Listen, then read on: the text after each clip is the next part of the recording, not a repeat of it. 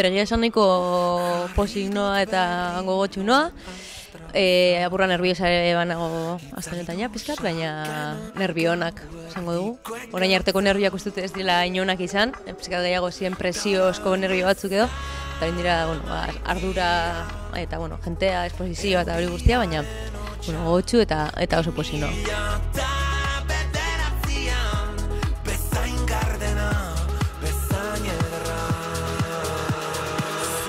Horreko finalea kontutan hartuta, aldaketa asko ondira, bai emakume kopuruan eta bai bertsolarietan euretan ere, ez?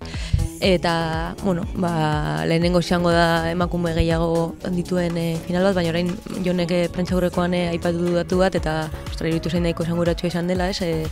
Azkenengo 20 urtetako semifinaletan 7 emakume baino ez garela egon, ez?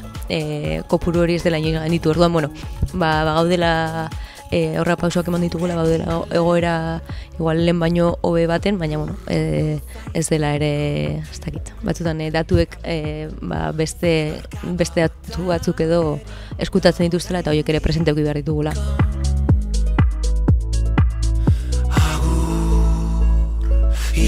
Egia da, plazako bertsolariak ez garela asko Bilbon, baina Bilbon badagoela mugimendu bat ere bertsoaren inguruan antolatuta, badaudela bertso eskola, badago Santutxuko bertso eskola, badago Elorri bertso eskola, badago Kafe Antzokiko Poto Jorran, eta badago hor giro bat bertsoaren ingurukoa, badago Senyora bertso eskola, ezin zaitaztu, eta badago giro bat, gero Udaberriko bertso saioak antolatzen dira, Santiago plazako Bilboko jaietakoak, eta hor badago mugimendua, bai ustut badagoela zeregina ere, eta badago kagula utxune bat ere Bilbon, bapateko bertsolariak ateratzeko orduan.